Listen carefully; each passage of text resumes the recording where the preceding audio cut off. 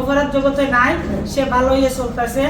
এখন তারা নির্দেশে যে আমি তো প্রথম ভাবছি না যে আচ্ছা আমার মামলা যারা দিছি তারা মনে করেন আমার নিজ চোখে যারা দেখছি আমি তারা দিছি, কিন্তু পরবর্তী যে এমদাদুল হক যে নিচে যে আছে এটা আমি বুঝতাম না তখন তখন সময় ওখান বুঝতেছি যে তার নির্দেশে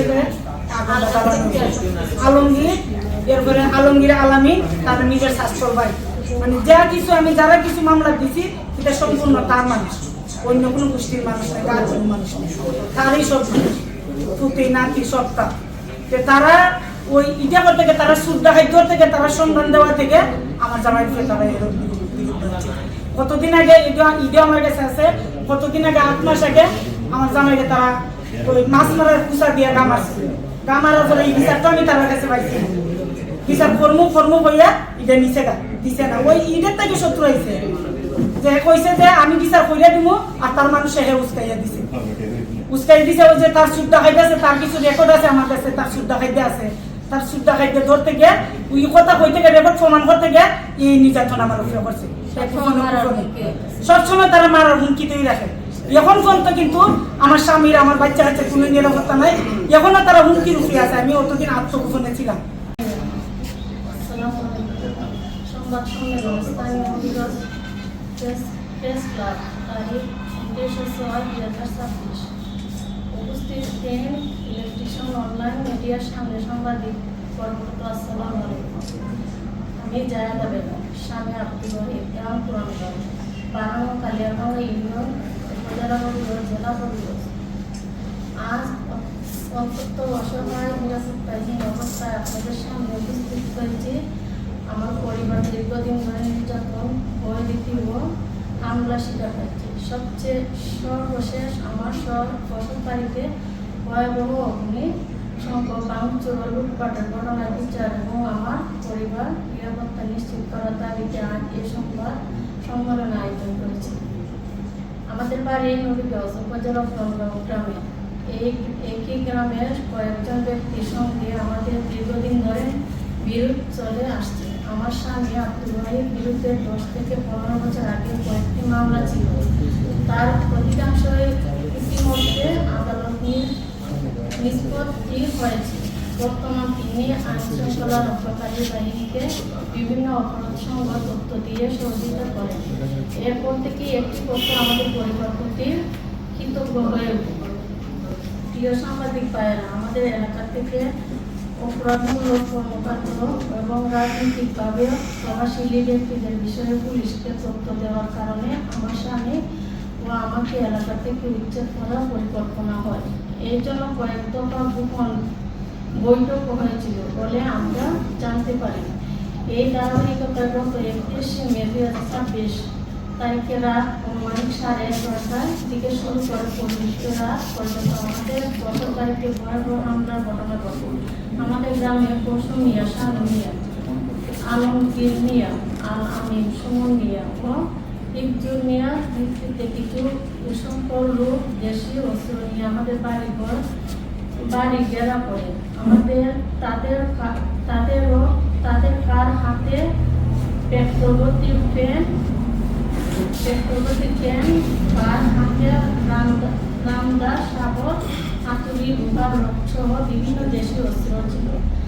জাতির বিবেক, সাংবাদিক ভাইয়েরা, আমার স্বামী আমার দুই পরিবারই একই বাড়িতে মিলেমিশে বসবাস করি। ঘটনার দিন আমরা দুই পরিবার 5 সন্তান সহ সকলে ঘুমিয়েছিলাম। হঠাৎ করে ঘরে আগুন জ্বলতে দেখে আমাদের দুটি ঘরে চারপাশে পেট্রোল ছিড়িয়ে আগুন ধরিয়ে দেওয়া হয়। মুহূর্তের মধ্যে আগুন পুরো বাড়িতে ছড়িয়ে পড়ে। তো আগুন ছড়িয়ে দেওয়ার জন্য বিভিন্নভাবে ঘরে কাঠামো ও অন্যান্য অংশে আঘাত করা হয়। এতে পুরো এলাকা আতঙ্ক ছড়িয়ে পড়ে। পরিবারের সদস্যরা প্রাণ বাঁচাতে দিকে ছুটে যান। আমরা কোনো রকমে নিজেদের জীবন বাঁচাই। ঘটনার সময় আমার 999 ফোন করে এবং স্থানীয় থানাকে বিষয়টি জানায়। পরে ফায়ার সার্ভিস ঘটনাস্থলে এলে ও তৎক্ষণে আমাদের দুটির বসতঘরে প্রায় সব কিছু আগুনে পুড়ে যায়।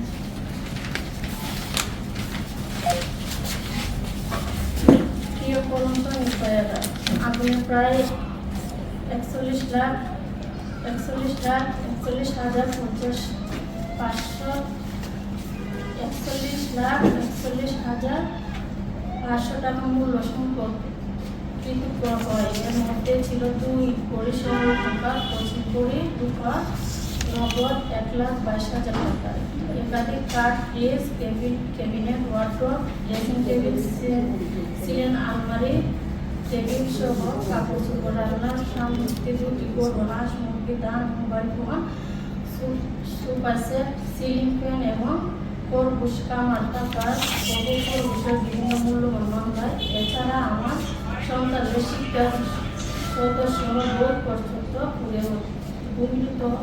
ভূমিকম্প হয়ে গেছে। শুধু অগ্নিসংযোগে তারা থেমে থাকেনি, পরের দিন আবার এসে পুড়ে যাওয়া ঘরের গ্রিল, ইট সহ বিভিন্ন নির্মাণসামগ্রী খুলে নিয়ে যায়। এই ঘটনার ছবি, ভিডিও এবং আগুনে পুড়ে যাওয়া বাড়ির দৃশ্য আমাদের কাছে সুরক্ষিত আছে। ঘটনাটি বিভিন্ন জাতীয় স্থানীয় সংবাদ মাধ্যমে প্রকাশিত হয়েছে। এই ঘটনার পর আমিও মানসিকভাবে ভেঙে পড়ি। তারপর ন্যায় বিচারে আসা 11টার দিকে আমরা ঘুমানো ছিল, আমার ঘরে তারা 11:40 তারা আগুন দিছে। দেওয়ার পরে আমার মাথা কি করতে তারা সেটা এই আলমগীর আলামিন, এরপরে তোমার এটা সাইফুল এটা বসু মিয়া, শানু মিয়া, এরপরে নজির মিয়া, এরপরে আলামিন, এরপরে তুবাজ্জুল, সুমন মিয়া, হিফজুর, টিফু, এরপরে এটা আশিক মিয়া, তারা সবাই রাতে ফেটটু ও দেশীয় বর্ষ তারা বাংসুর করছে ও। আর তারা প্রথমে তারা আগুন দিছে, বাংসুর করছে, কইলে তারা লুটফাট করছে, তারা ঘরে সম্পূর্ণ দাঁড়াইছে। আমি আমার জান রক্ষা হইলে কোনো রকম আমরা চালাচ্ছি না। তারা হয়েছে এমদাদুল চেয়ারম্যানের লোক, সবাই তারা এমদাদুল চেয়ারম্যানের লোক, এখানে কোনো এক্সট্রা কোনো মানুষ নেই। তারা গোষ্ঠীর মাঝে 1100 মানুষ আছে সব।